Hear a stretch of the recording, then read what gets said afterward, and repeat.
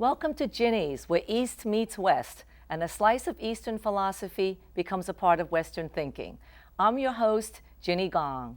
Imagine waking up and finding that you are now a member of the opposite sex. That is exactly how the son of my guest felt ever since he was a young child. Born Lena, he struggled through his childhood, adolescence, and young adulthood with becoming a girl, and finally made the decision to transgender and become Max. Through it all, my next guest, his mother, was by his side. Join me in welcoming Virginia Eng, host of a web-based TV show called Meet Virginia. Welcome, Virginia. Hi. So we're here to meet Virginia. Hi, meeting Virginia. Thank you for your willingness to, share some insights on the struggles of transgender people. I know that that's really a struggle, a lifestyle that very few of us know about, especially in the Asian Pacific American community. It's not something that's talked about, discussed, or even known. Okay. In fact, I don't think I've ever encountered another transgender parent that was Asian. Well, it's fantastic that you're here. Let me begin by asking you, are you an immigrant to this country or were you born here? Because I think that plays a role in how, you've received this kind of information. Okay, I'm American born in North Carolina. My grandfather was the immigrant. He settled in Alabama. Okay. And, third generation. Well, great. So that sort of sets the stage that you're more Americanized than I am. I'm an American. Okay, great. Let's begin with the birth of Lena, okay? This is your only girl. Mm-hmm. When she was young, did you dress her up in frilly dresses? Of course you did. She was a little girl. I mean, everybody's dream is to have this little girl that was like a big doll. Right. I remember at the shower, we got all these frilly little pink dresses, and I couldn't wait to put them on her. And of course, some of them we never did because they were just out of season, the wrong time of the year. But then after a while, we didn't put the dresses on her anymore because she actually got to the point where she would hide the dresses and didn't even realize that they were there. She had a closet in her room and she would push them all the way in the back. And I think I mentioned earlier that she actually took a pair of scissors to them and we cut them up. Wow. Yeah. Were there signs like this all along as Lena was growing up? Yeah, but signs that we didn't realize. Well, I mean, I thought she was just being a bad little kid cutting up her clothes because she didn't want to wear them, Right. When she was in public school, elementary school, middle school, and high school, what was it like for her? I think you indicated she was very involved in sports. She was very involved in sports. She's played every sports that came along, from basketball to Little League, softball. She was goalie on the soccer team in high school and was actually shut out the other school's team and got the winning ball at the end of the game. Very, very athletic, always was, and excelled. That doesn't stand out. No, I thought she was a tomboy because I was also very athletic. I liked playing ball, and but I never put two and two together until she got older. Well, in public school, she always came home to the security of home. Right. But then there was college. What was that like, knowing that, as a parent, I had fears about her going off to school. I wanted her to be safe, secure, and comfortable where she was. But that fear wasn't because she was a trans my fear was because she was Asian.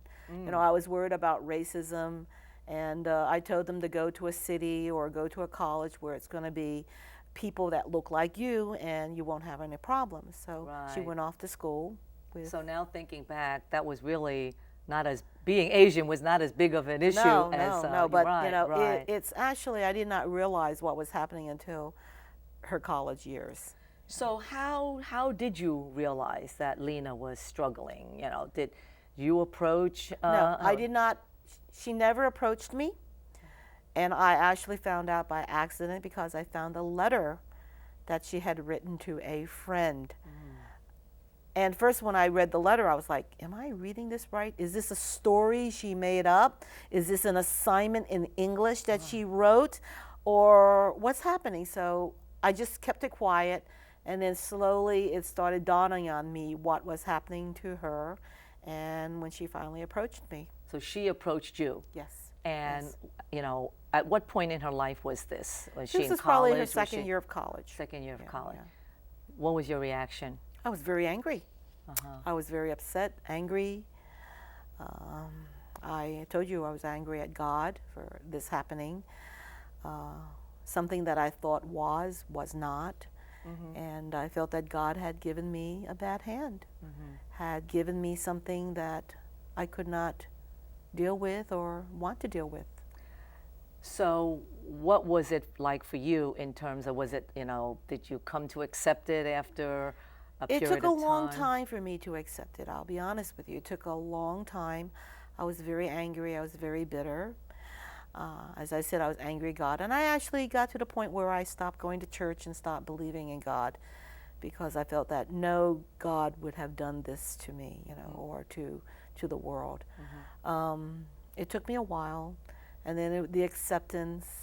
What made you accept? What made you reach this point where you said... Well, I knew it wasn't going to change, okay? Right. Lena was turning into this person that was really Lena. The true person was coming out within himself. It was either I accept it or not. And I wanted to accept it because I wanted this person to be part of my life. Remember, I had given birth to this child, raised him. He was a big part of my life, and he was a good part of my life. So I wanted to keep that interaction with this person. I love my children, and it's hard to give up somebody you love that you can, that you don't have to. Right. And I wanted to be part of his life, and he's still the person that I raised. He's still the person that grew up. He's a sensible, well-meaning, confident, sensitive, and loving child. Always was, okay? So now that you know, I guess you're not so afraid that he's Asian Pacific American. No, I don't care anymore. I mean, right. Well, I got to the point. Other things you're I got to dealing the point of my life also that I don't care anymore. I don't care what people say. I don't care what people do. I'm going to come out and fight for him every way I can. This is my kid, and if I have to hit you, I'm going to hit you. It's amazing the power, what we can actually deal with as parents. Yeah, well, the thing is, you want to protect your child. When they're growing up, you always want to protect your child. From crossing the street, from bugs to scraped knees. Now this is now an adult, and I still want to protect him. Yeah. And how can you do that? Do you feel as though do you have any power to do that?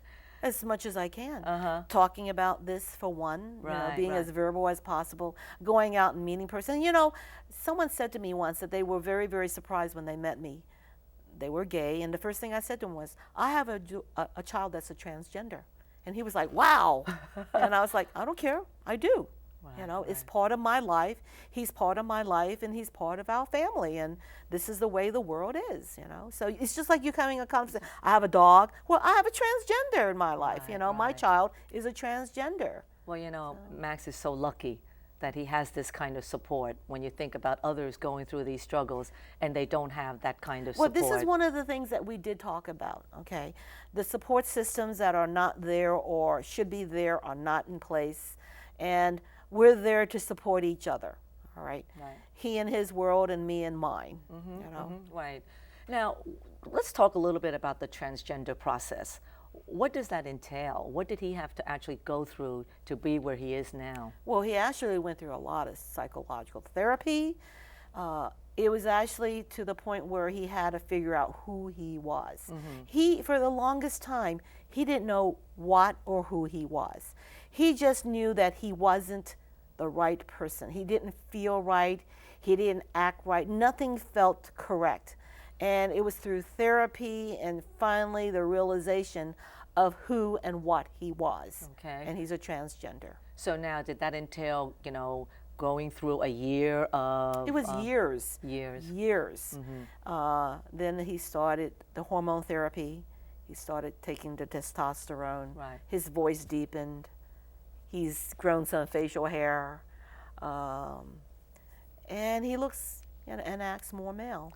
I understand that he finally decided to have the surgery. Yes, he had one of the first of many surgeries to come. This is not something that is taken lightly.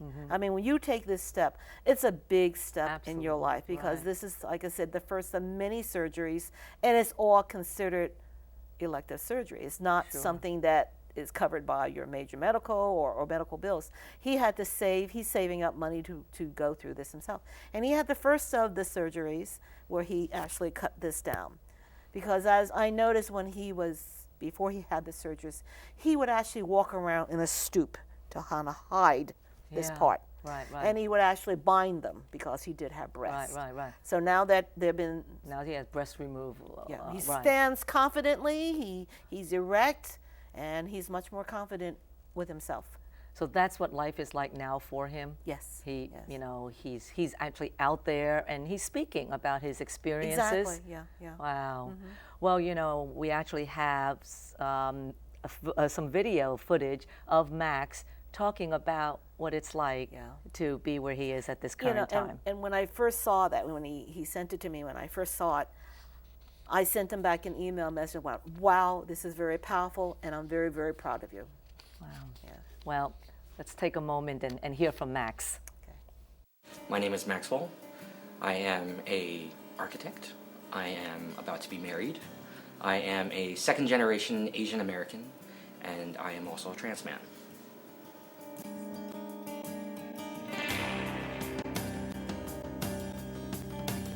So I was born in America, but I am Chinese. Both my parents are Chinese, and it's made for a very interesting experience because I am a very visible minority, and so people can see my difference immediately, and therefore they can subject me to whatever type of thoughts and stereotypes that they have. Being Chinese, though, is it's a very interesting place to be as I transition. The Chinese culture is very hierarchical, it's very gendered, and so I know about my culture and my Chinese culture through my family, and everything that my family is based on those things, those hierarchies. And so everything that we do, from the way that we interact with each other to the way that we converse with each other, is steeped in that hierarchy. And so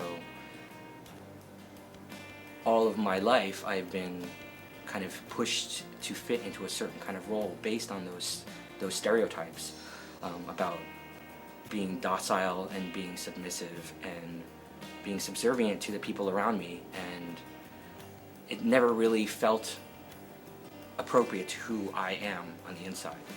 And so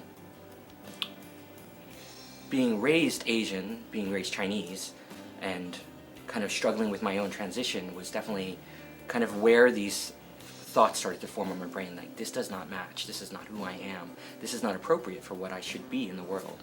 And that was definitely the start of where I realized, like, this is not the person who I am, this is not the man I should be. You know, Virginia, it's wonderful to, you know, actually hear Max feeling, you know, so comfortable in talking about what he went through and his feelings. Right. Let's discuss the impact of this kind of news on the family, all right? Let's start with John, your husband. Well, what was it like for him, you know, his little girl? You know, when we actually discussed it, he said to me, I know. He knew. I've known since she was 3 years old. And I was like, what? What do you mean you know? How could you have known and didn't tell me? I knew, he said. And he says, the whole family knows. I went, what do you mean the whole family knows? I said, Ama, who's 90 years old, she knows? This is his mother. He says, yeah, she knows. And I was like, why am I the last one to figure it out? And sure enough, I was. Everybody realized it or sensed it or talked about it. They all kind of discussed it, but never actually came out with it. They all felt they were protecting each other. You know, my husband felt he was protecting me. I always felt I was protecting him, and he was protecting his mother, and everybody was like all going around, but we all knew, and it's okay, you know, so it's great. Wow, that is really acceptance if his 90-year-old grandmother can figure it, can accept that, because that is very unusual.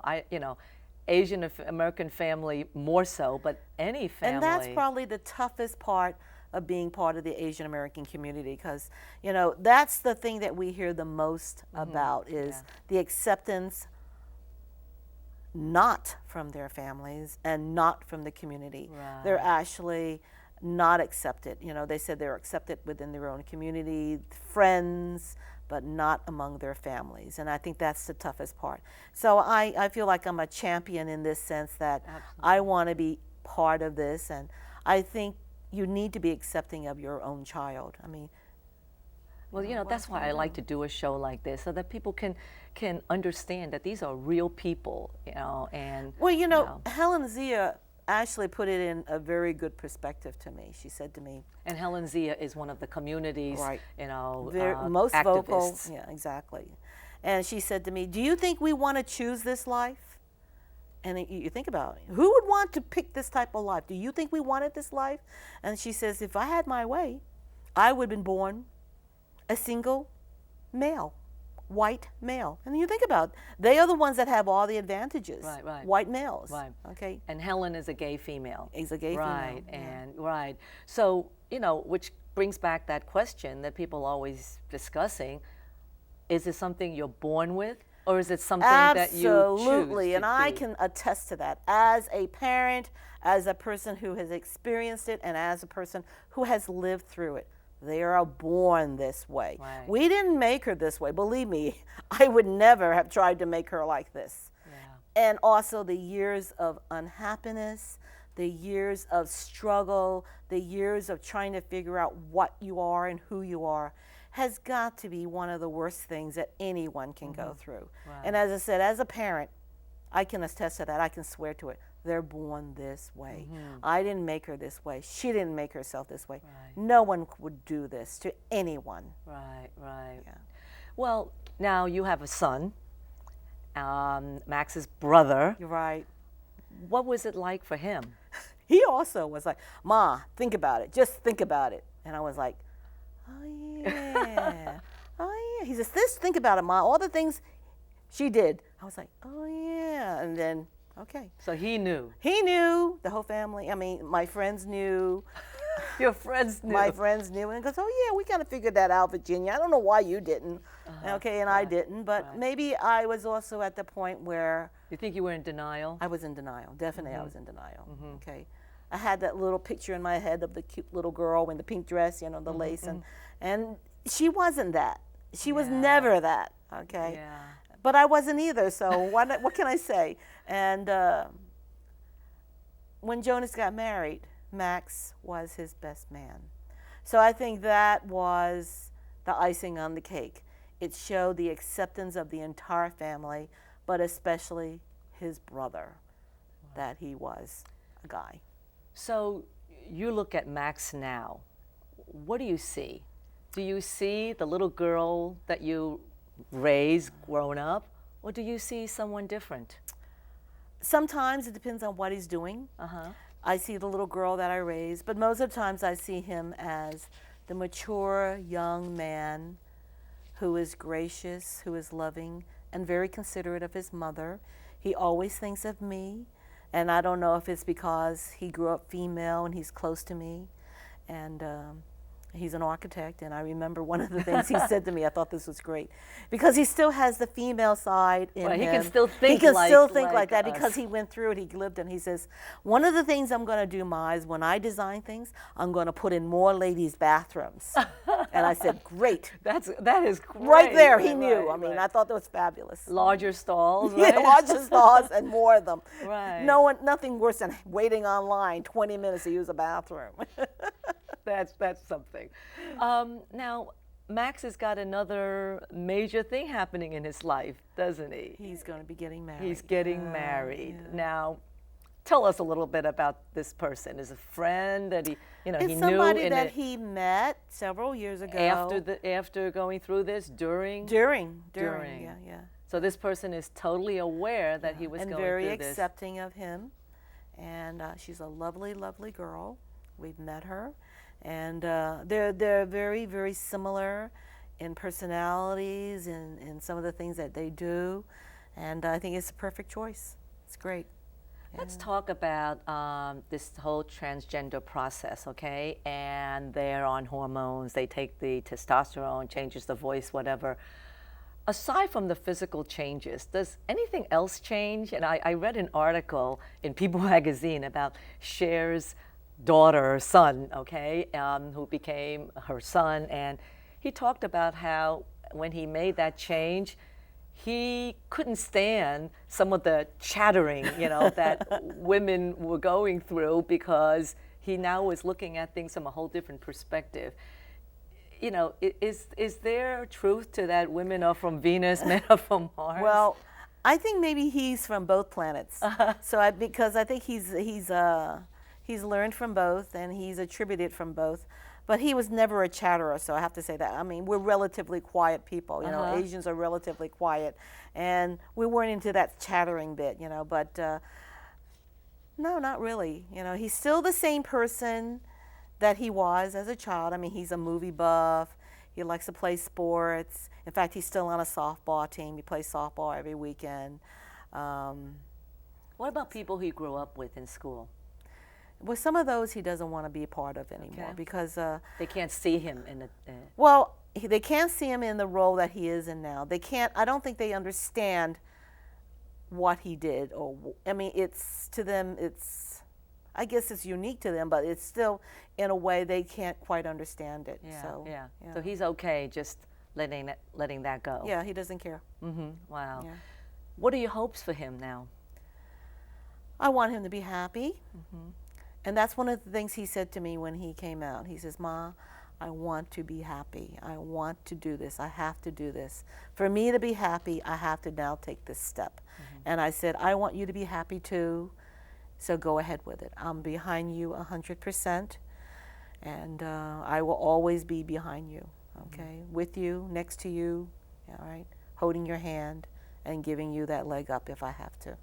So what kind of network is out there for, individuals who are struggling with this? Is there anything in the Asian American community? No, none at all, and I'm going to start one myself. I'm going to start one because when I was coming to terms with this and I tried to go online, I tried to meet up with people, there was nothing out there. In fact, I posted questions on several websites. They never called me back. They never emailed me back, and they just kind of left me. So I struggled with this myself, and I had a hard time with it. And I think it's something that needs to be. I think people need to talk about it in an open way. Just talking about it, I think, will help a great deal. Max has some networking, and I think he has a better part of it than I do. Right. Yeah. There's nothing out there for parents. Not for Asian parents. Not for Asian. Yeah. Is there anything there for parents?